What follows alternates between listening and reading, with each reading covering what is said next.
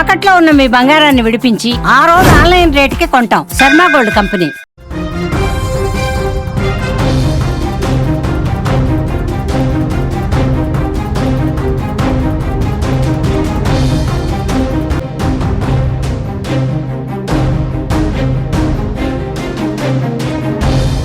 India వదిలేసిన బలూచిస్తాన్ మాత్రం పాకిస్తాన్ కు చావు దెబ్బ కొడుతోంది.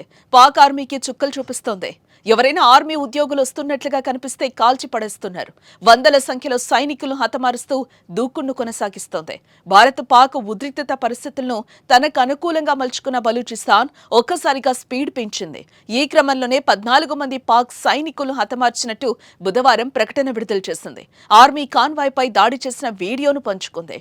తాము చేసిన ఆ దాడిలో 14 మంది సైనికులు చనిపోవడంతో పాటు చాలా మంది పాక్ సైనికులు గాయపడ్డారని, వాహనాలు ధ్వంసమయ్యాయని బలూచిస్తాన్ ఆర్మీ తెలిపింది.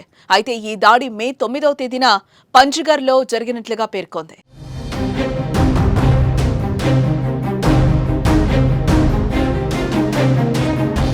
బలూచిస్తాన్ ఆర్మీ తమను స్వతంత్ర దేశంగా కూడా ప్రకటించుకుంది. ప్రభుత్వ ఏర్పాట్లకు సన్నాహాలు చేసుకుంటోంది. క్వెటాలో కొత్త పార్లమెంటు ఫోటోలు, జాతీయ చిహ్నం, జాతీయ గీతాన్ని సోషల్ మీడియాలో పంచుకుంది. భారత్ సహా పలు దేశాలు తమ దేశంలో ఎంబసీలు ఏర్పాటు చేసుకోవాలని కోరింది. భారత్ తమ జట్టుతో క్రికెట్ కూడా ఆడాలని విజ్ఞప్తి చేసింది. తమను దేశంగా గుర్తించి కరెన్సీ, పాస్పోర్ట్ జారీ వంటి ప్రాథమిక అవసరాలకు నిధులు సమకూర్చాలని ఐక్యరాజ్య సమితిని అభ్యర్థించారు. అలాగే తమను పాకిస్తానీయులను ఒక్కటిగా చూడొద్దని భారత మీడియాను కోరారు.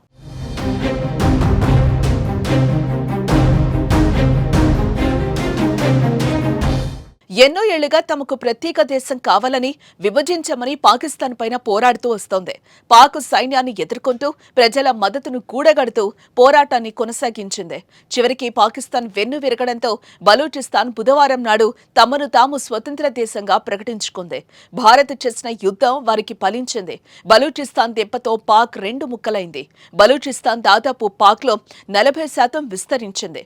ఇప్పటికే భారత్ కొట్టిన దెబ్బకు విలవిలలాడుతున్న పాకిస్తాన్ బలూచిస్తాన్ ఇచ్చిన స్టోక్తో కోమాలోకి వెళ్లిపోయింది. ఇప్పటి వరకు బలూచిస్తాన్ పోరాటంపై కానీ, వారు సైన్యం దాడులు చేస్తున్నా కానీ ప్రకటించలేదు.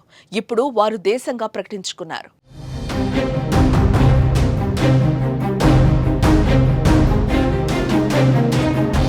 పాకిస్తాన్కు బలూచిస్తాన్ దెబ్బ కోలుకోలేంది. బలూచిస్తాన్ ఎఫెక్ట్తో మరోవైపు నుంచి సింధు రాష్ట్ర ప్రజలు కూడా తమ పోరాటాన్ని ఉధృతం చేసే అవకాశాలు కనిపిస్తున్నాయి.